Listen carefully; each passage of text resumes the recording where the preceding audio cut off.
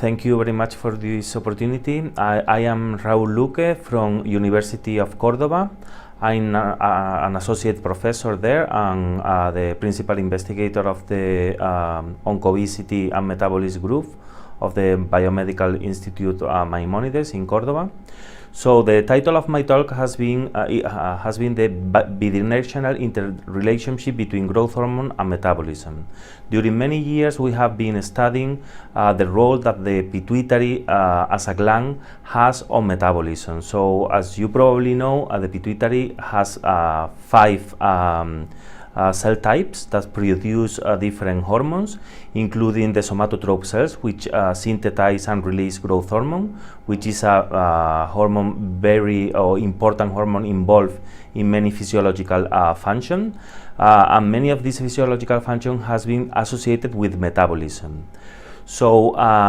my group has been studying or trying to identify or demonstrate that the metabolism can control the synthesis and release of growth hormone, and the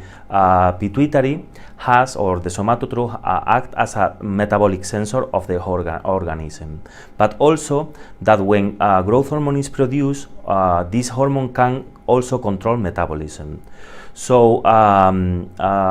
so we have been demonstrated that several metabolic tissues, including the liver, the pancreas, the fat, central tissues also like the hypothalamus and the cortex, produce different hormones, including GHRH, ghrelin, adipokines, IGF-1, insulin, many hormones that are well known to be metabolic hormones controlling many functions of the metabolism, that they can go to the somatotrope cells, bind to their receptor, and release and produce growth hormone in a very sophisticated way. So that's why we think that the somatotrope acts as a metabolic sensor, because all these hormones from the organisms can go to the somatotrope to adjust the growth hormone levels. So we have also demonstrated that some drugs that are used to treat metabolic patients with metabolic alterations such as diabetes, obesity,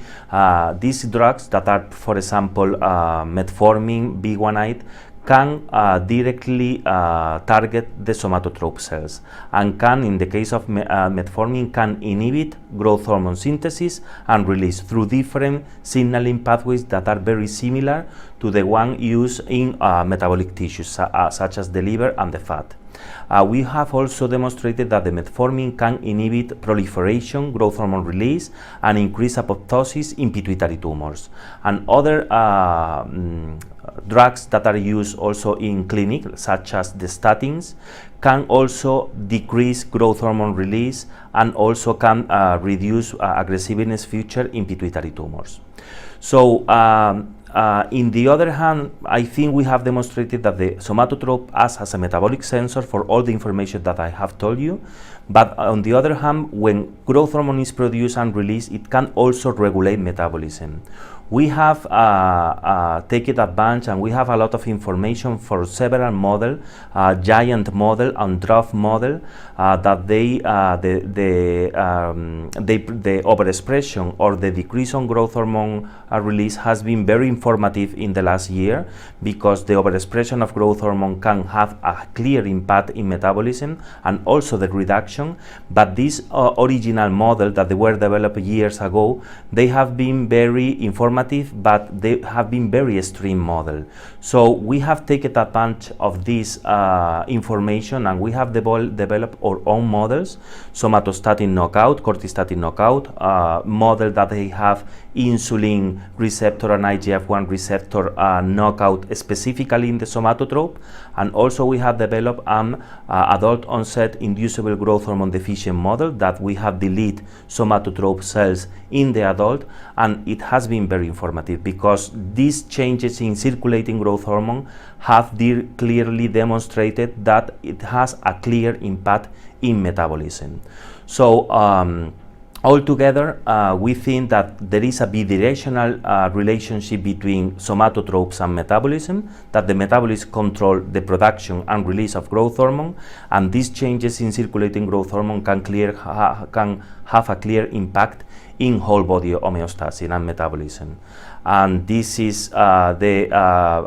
research of line that I have been done during the last year, and not only growth hormone, I have to say that not only growth hormone control metabolism, we have demonstrated in several models that the production and the changes in circulating growth hormone has also an impact in the development and aggressiveness of different type of cancer, such as breast cancer and prostate cancer. So, and this has been the research line of investigation in my lab during the last year, and has been the topic of my talk. Thank you very much.